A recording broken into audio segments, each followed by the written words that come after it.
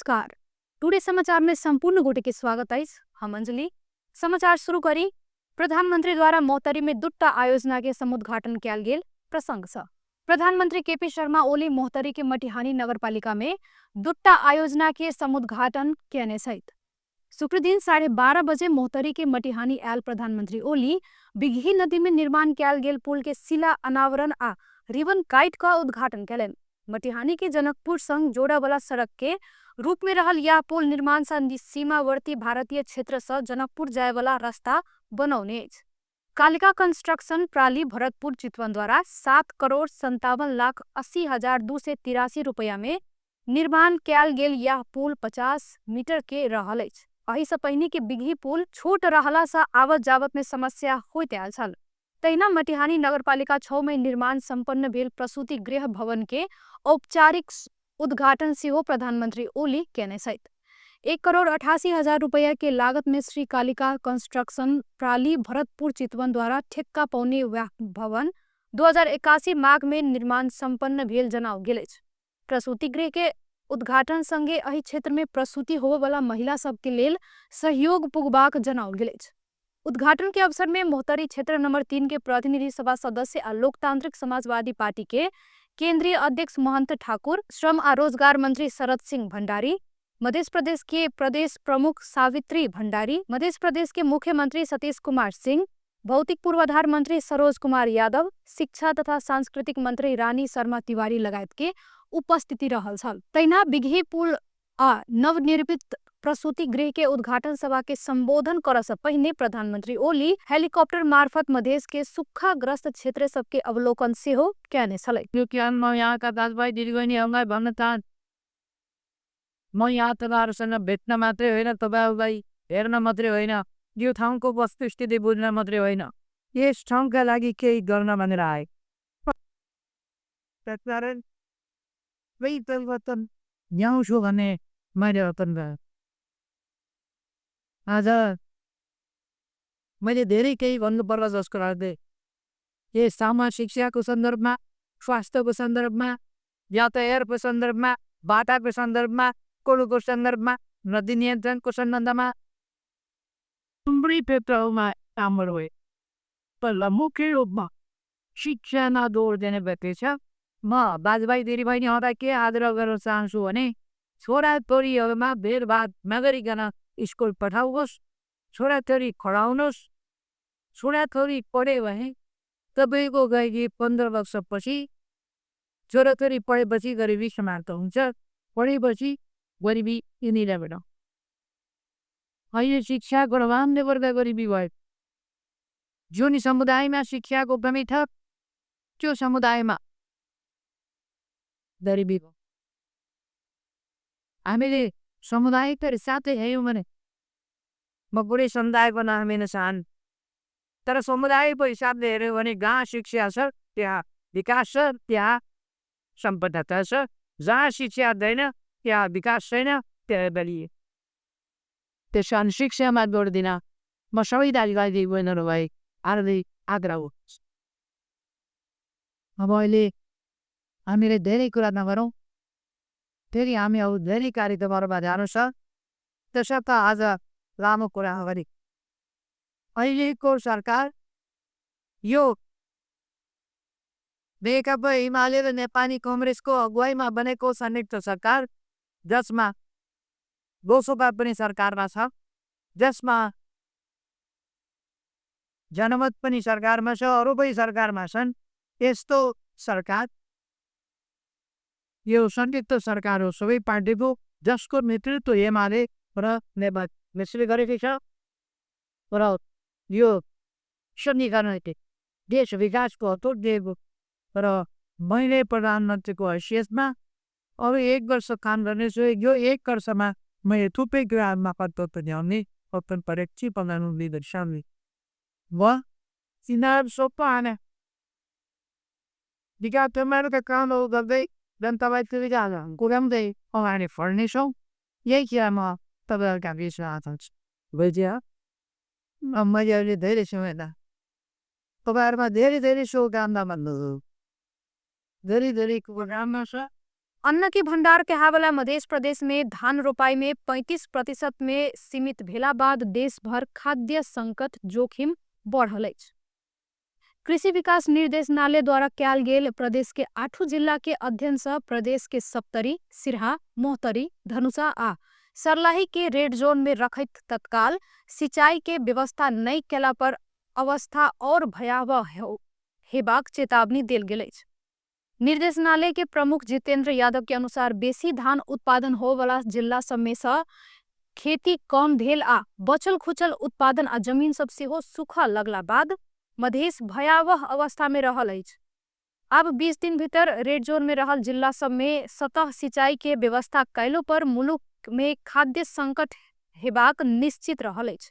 यह समस्या के यदि गंभीरता पूर्वक नहीं ध्यान देलक तब बचल खुचल खेत पथार सेहो सूख जायत आ धान उत्पादन सोझे घट जेबा प्रमुख यादव कहलेन। कृषि विकास निर्देशनालय द्वारा यह 26 गते से 2टा टोली मार्फत एक हफ्ता आगा प्रदेश के 8 जिला में कयल गेल अध्ययन से यह देखायल अछि। खाने पानी मंत्री प्रदीप यादव मध्य प्रदेश के 8 जिला के खाने पानी समस्या समाधान के लेल सभे क्षेत्र के मिल क काज कर परबाक आवश्यक रहल बतौने सहित आई पर्सा स्थित ठोरी गाउँपालिका 4 में निर्माण संपन्न भेल निर्मल बस्ती खानेपानी आयोजना उद्घाटन कार्यक्रम के संबोधन करैत मंत्री यादव तराई मधेश जिला सब एखन ऐतिहासिक के एक गंभीर जल संकट के सामना कर रहल बतौलन। अब सहानुभूति नहीं साझा जिम्मेवारी आवश्यक रहल अछि। खाने पानी संकट मध्य प्रदेश के समस्या मात्र नहीं यह अपना सबके चुनौती सेहो अछि ओ कहलेन।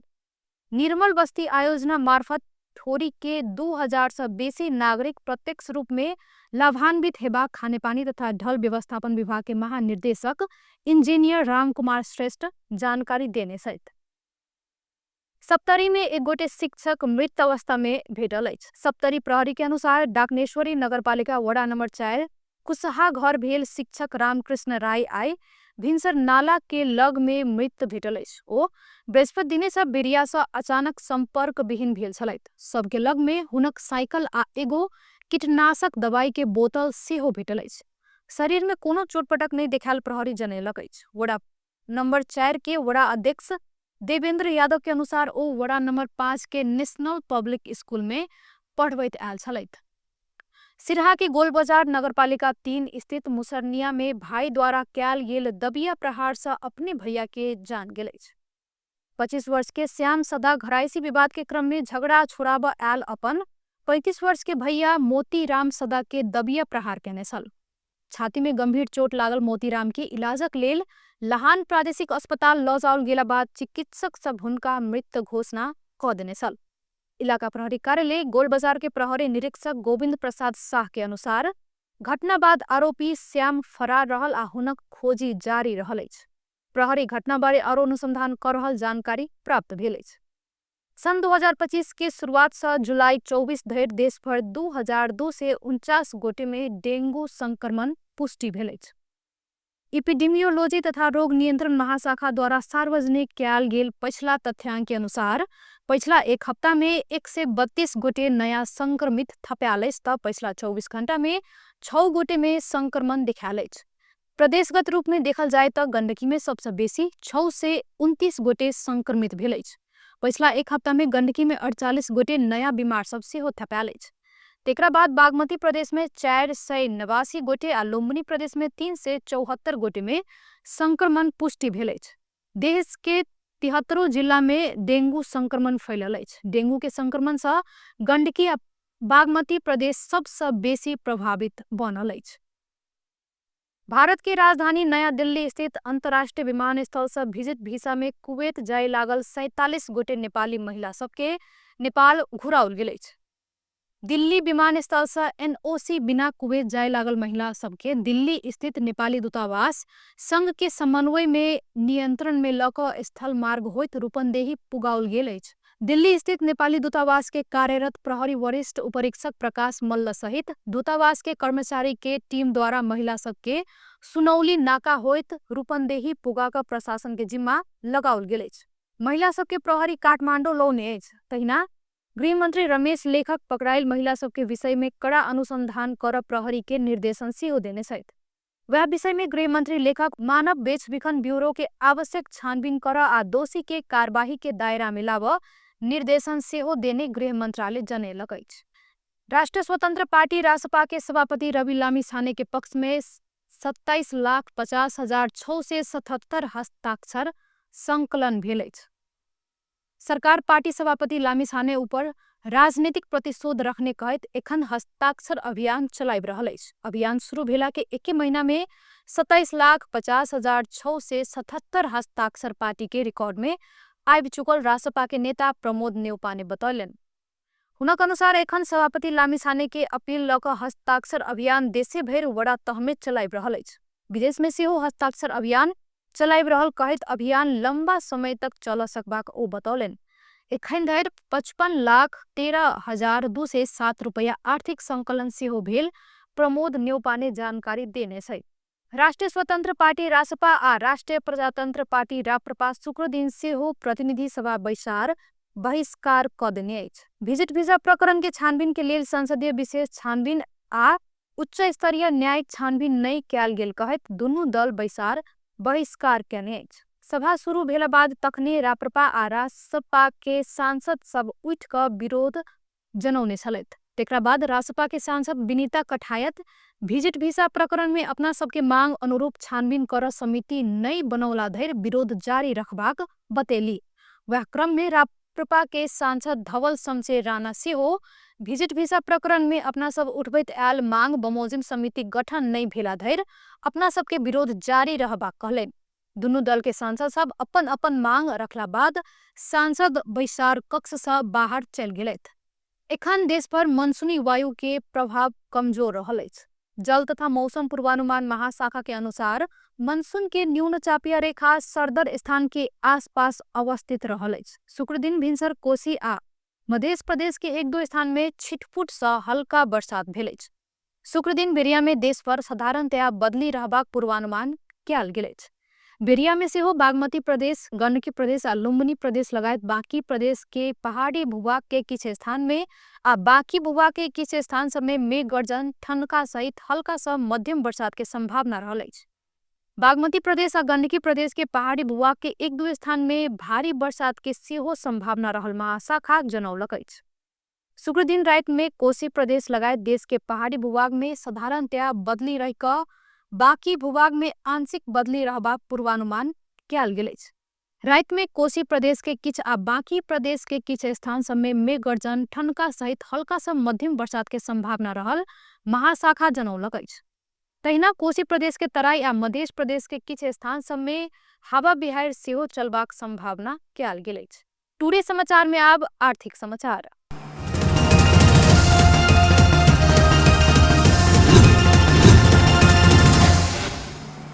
शुक्र दिन बाजार में सोनक मोल घटल अछि, चांदी के मोल बढ़ल अछि। नेपाल सोन चांदी व्यवसाय महासंघ के अनुसार आई तेजाबी सोन 500 रुपया से घट कऽ प्रति तोला 1,94,700 में कीनबेच भेल अछि। तहिना आई चांदी के मोल सेहो 5 रुपया से बढ़ि कऽ प्रति तोला 23 से 40 रुपया में कीनबेच भऽ रहल नेपाल सोन चांदी व्यवसाय महासंघ जनौलक अछि। टुडे समाचार में अब अंतर्राष्ट्रीय प्रसंग।